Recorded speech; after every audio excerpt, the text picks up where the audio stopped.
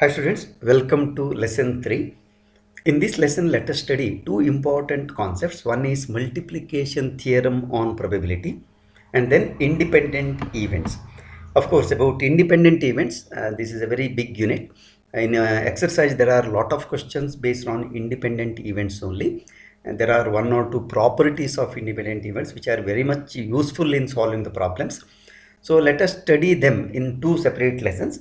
So lesson number 3, we are studying multiplication theorem on probability, and then independent events I am introducing.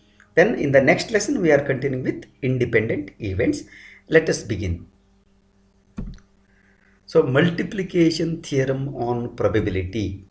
Consider probability E given F equal to probability E intersection F divided by probability F. You know this definition. So this is the formula for finding conditional probability.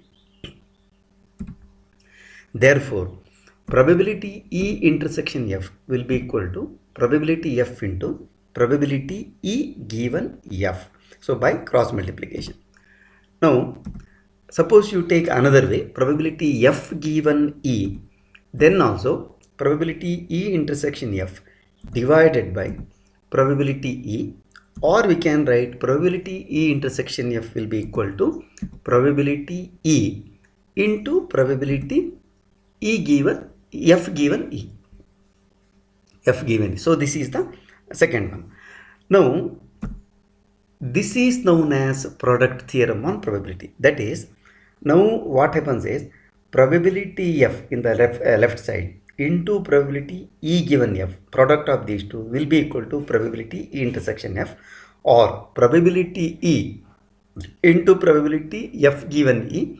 So that will be equal to probability E intersection F in the right side. So product of two probabilities. Now, this is called multiplication theorem rule of probability. Now, let us try to understand with an example what is the meaning of this one. Consider an urn contains 10 black and 5 white balls. Two balls are drawn from the box. So, one after the other, please note, without replacement. One after the other without replacement. Now, what is the probability that both are black? So E, let us take getting black ball in the first draw. E is the event getting black ball in the first draw. And second one, so definitely probability E will be equal to 2 by 3 because there are 10 black balls and 5 white balls. So the total number of black balls will be 10 divided by total number of balls will be 15. So 15, therefore it is 2 by 3. Similarly, getting black ball in the second draw, here please note this is probability F given E because we are not replacing the ball. We are not replacing the ball. Therefore, one event E has already occurred and the second event depends on the first event. So second event depends on the first event only after the occurrence of the first event. Therefore, this will be equal to now 9 by 14 because one black ball is already taken. So how many balls are there? 9 black balls. And then how many balls are there totally? Because one you have already drawn in the first draw. So 14 are there. Therefore, it is 9 by 14. Now, getting black ball in both draw means what? According to set language, it is nothing but E and F. E and F. Therefore, that is nothing but E intersection F. So, multiplication rule of probability says probability E intersection F will be equal to probability E into probability E given F.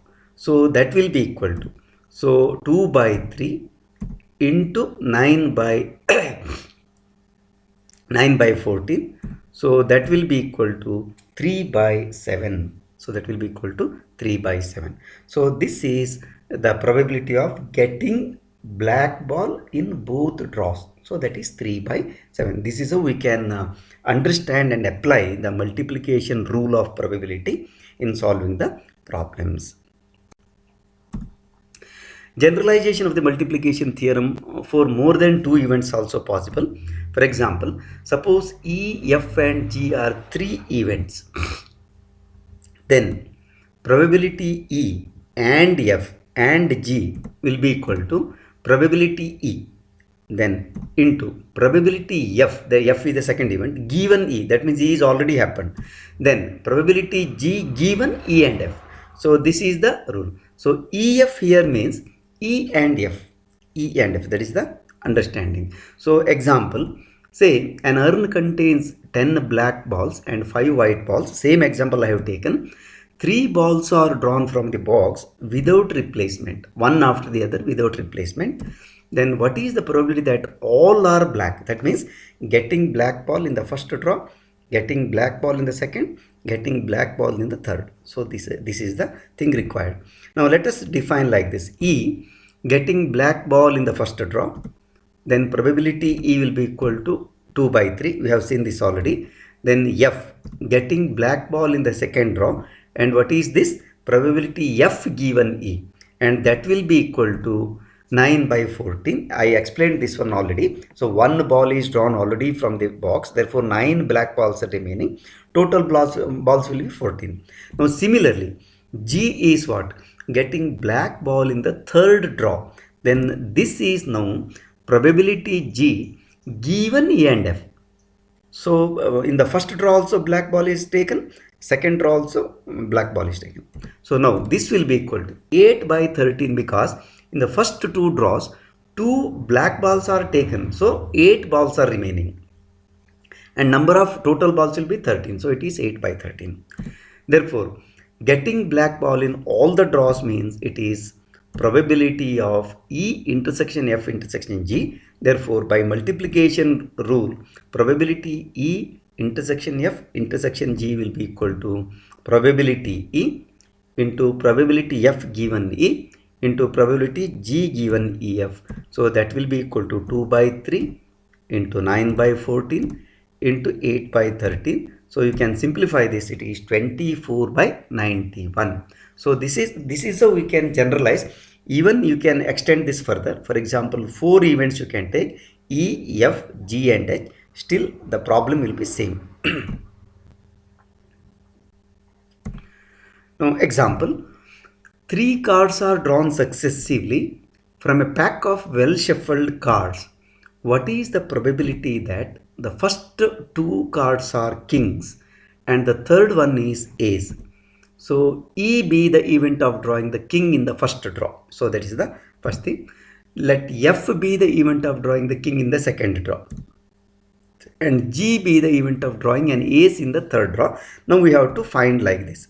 Now probability E will be equal to 4 by 52, because in a pack of playing card there are 4 kings and total cards 52. So this is 4 by 52. I have not simplified. Then probability F given E, that is getting king second draw, that will be equal to 3 by 51, because 1 king is taken already, so 3 are remaining, so 3 by 51. Then probability G given EF, this will be equal to 4 by 50, because 4 A's are there, and in the first 2 draws 1 card is taken, therefore 50 remaining, so it is 4 by 50. Therefore now required probability will be equal to probability E intersection F intersection G, that will be equal to probability F into probability E, then probability F given E, then probability G given EF. So that will be equal to 4 by 52 into 3 by 51 into 4 by 50. Of course you can simplify this one. This will be 2 divided by 5525. So this is the answer. Let us proceed. In exercise 13.2, there is only one question on this multiplication theorem. So example 3. A box of oranges is inspected by examining 3 randomly selected oranges drawn without replacement. So if all the 3 oranges are good, the box is approved for sale. Otherwise it is rejected. So this is the condition. So find the probability that a box containing 50 oranges, out of which 12 are good and 3 are bad ones, will be approved for sale. This problem can be done using product theorem. Now see here, in any such problem, first we have to identify the event.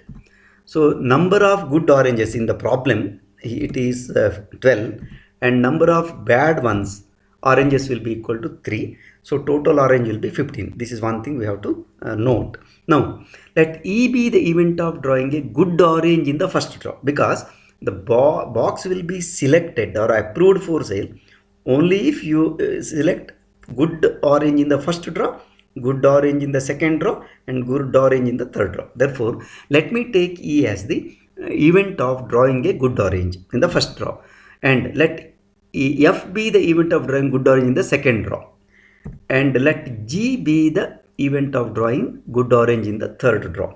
Now, probability E will be equal to how many good oranges are there? 12. Therefore, it is 12 by 15. Of course, you can simplify it. I have not done it. Probability F given E, that is second one, that will be equal to 11 by 14, because in the first draw, one good orange is taken. So 11 are remaining. So 11 by 14. Similarly, in the third draw, probability G given EF, that will be equal to how much? 10 by 13. So now what is required? All the three draws, it should be good orange only. Therefore, what is required is probability E intersection F intersection G, and that will be equal to probability E into probability F given E into probability G given EF. So that will be equal to 12 by 15, then 11 by 14, and 10 by 13. So simplify. So you get 44 by 91 after simplification. So this is the answer. Students, please note, this is the only one question in 13.2 on product theorem of probability. Let us proceed. Now, let us study another interesting thing, that is independent events. Let me clarify this concept with the help of some simple examples first. Look here, there is a box or urn containing 10 balls together. 5 are red and 5 are black. Now, what we are doing is drawing 2 balls from the ball. So, this is the experiment. Case 1 with replacement. Try to observe carefully. What I am doing is, in a box there are 10 balls, and now drawing 2 balls from the ball, and the condition is with replacement. So E getting black ball in the first draw, and F is getting black ball in the second draw. So now what will be the probability of E? That will be 1 by 2, because 5 divided by 10. Now with replacement means before drawing the second ball, what you are doing? You are keeping the ball back, then you are taking. Probability will not change. Therefore, probability F also will be 1 by 2 only. So this is one thing. Now here in the diagram I have shown 5 red balls only are there. So first draw also same thing, second draw also same thing. So this is one thing. So probability E will be 1 by 2, and probability F also will be 1 by 2. Please note this. Now second case is this without replacement. See here what happens is, look at the diagram. There are 5 red balls and 5 black balls. I am taking E getting black ball in the first draw, then F getting black ball in the second draw. Here what happens is, so one black ball is already taken. How many are there? Only 4. So what about the probability here? Probability E, it is 1 by 2, but probability F will be 4 by 9. So here in the first case, event E and F are independent, because especially F, because occurrence of F is not affected by occurrence of E. So they are independent event. So, but if you take the second case, occurrence of F is affected by the occurrence of E. For example, if in the first draw instead of black, if it is red, then second will be different. Therefore, these type of events are called dependent events. So this is the actual concept. So even it's from common sense, independent event means what? If the two events are independent, then one event should not depend on the other event. So that's the meaning of independent event. So this is the basic idea. Let us proceed. Now, let me take an example. A pack of well-shuffled playing card is given.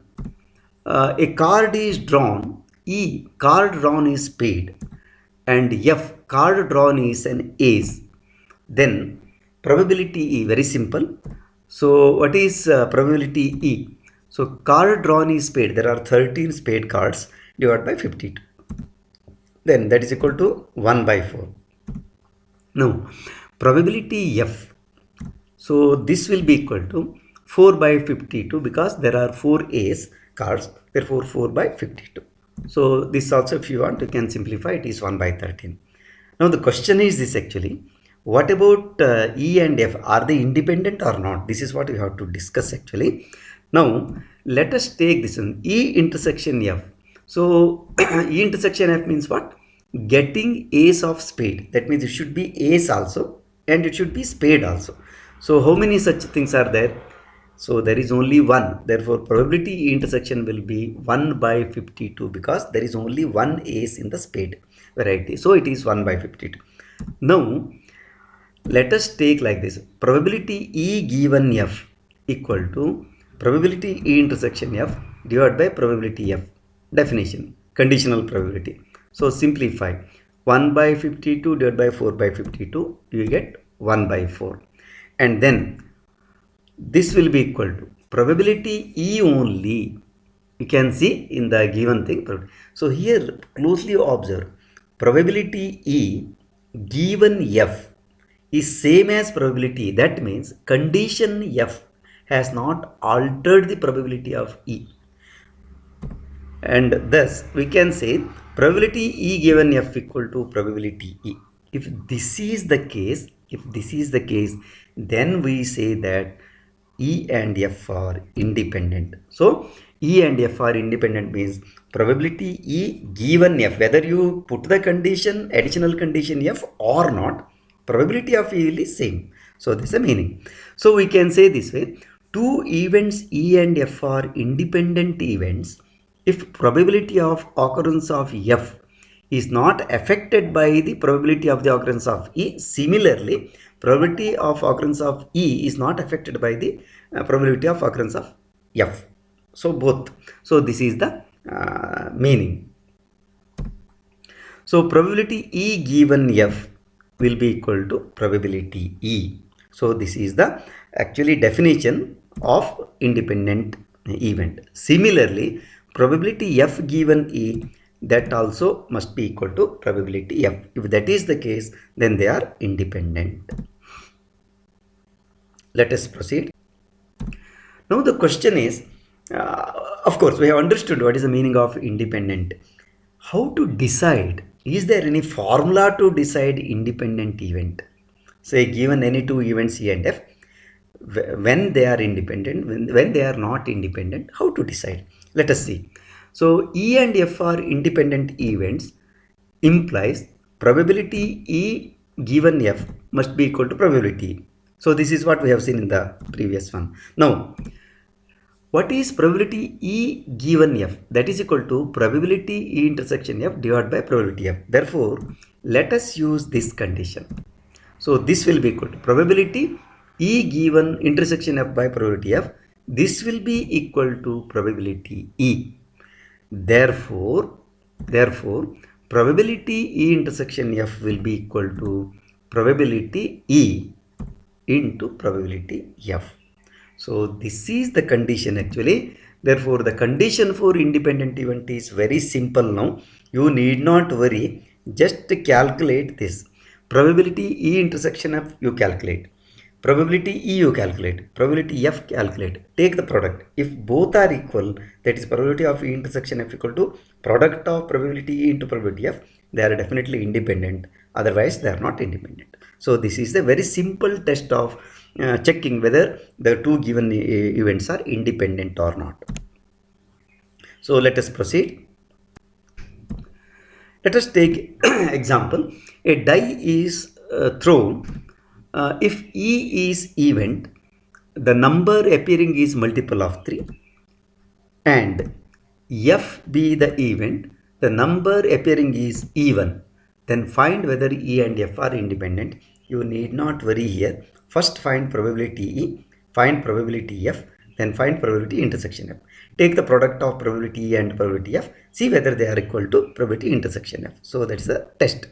Now here S equal to what? S will be equal to 1, 2, 3, 4, 5, 6. So throwing a die. Now what is E? E will be equal to the number appearing is multiple of 3. So that will be equal to 3, 6. Then the number appearing is E1. So that will be equal to F, and that is 2, 4, 6.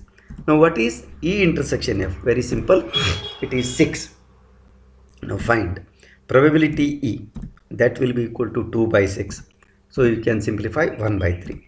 Probability F, that will be equal to 3 by 6. So that is 1 by 2.